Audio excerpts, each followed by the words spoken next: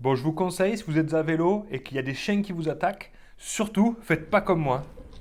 Pas très rassurant, mais... Putain, il me court derrière ce truc.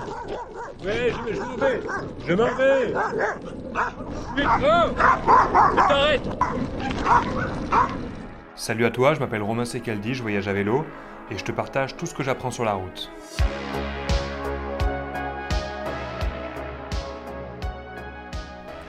À ce moment-là, j'étais en Croatie et je voulais absolument prendre une photo de la comète Neowise qui passe près de la Terre tous les 7000 ans. Mais pour faire une belle photo, il fallait absolument que je sorte de la ville, que je trouve un spot où il n'y a vraiment pas de lumière artificielle. Je me perde de nuit dans la campagne croate. J'ai posé mes affaires chez des amis et je suis vraiment parti au hasard des routes. Et c'était vraiment un sentiment de liberté incroyable parce que déjà, j'avais pas mes affaires, parce que sur un vélo de voyage, les affaires, ça pèse tarpin lourd. Et en plus de ça, je regardais pas vraiment où j'allais, je regardais pas les panneaux quoi. Je roulais juste vers l'endroit qui me semblait le plus sombre en fait. C'est excellent, là, j'ai vraiment roulé en dehors de la ville. Je suis dans la campagne, on se croirait dans le Nevada, dit. Je vais encore un peu continuer pour me caler dans un champ peut-être. Mais je redoute qu'il y ait trop de nuages au loin quand même. Et alors que je pensais avoir trouvé un petit coin sympa, je passe à côté d'habitation et j'entends des aboiements. Et là je me dis, ah non mais c'est sûr qu'ils vont venir me voir.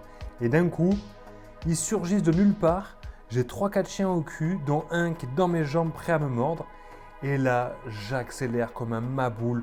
Je vois plus rien à la route parce que c'est pas très bien éclairé.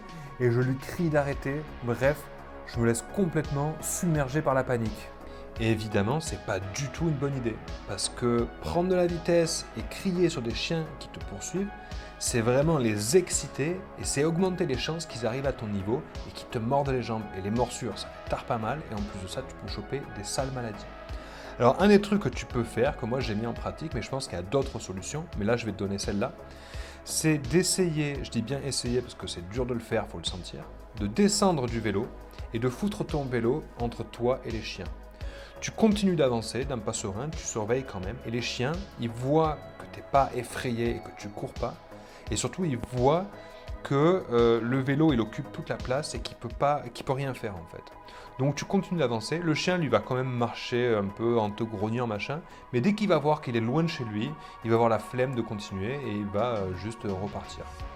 Moi, je l'ai fait 2 fois après ce truc-là, parce qu'on me l'a conseillé, et ça a carrément bien marché, quoi. Les chiens, ils ont été beaucoup moins excités, et ça l'a fait. Donc ça, c'est un conseil parmi plein d'autres, je pense. Donc n'hésitez pas, si vous avez d'autres conseils sur comment est-ce qu'on fait avec les chiens en voyage, de l'écrire en commentaire, et on verra un peu comment le mettre en pratique la prochaine fois que je me fais attaquer par des chiens. Et sinon, après ce flip monumental, j'ai réussi à trouver un petit coin parfait pour prendre la comète. Alors j'ai pris une photo avec une GoPro en pose longue, donc c'était clairement pas le matos pour le faire.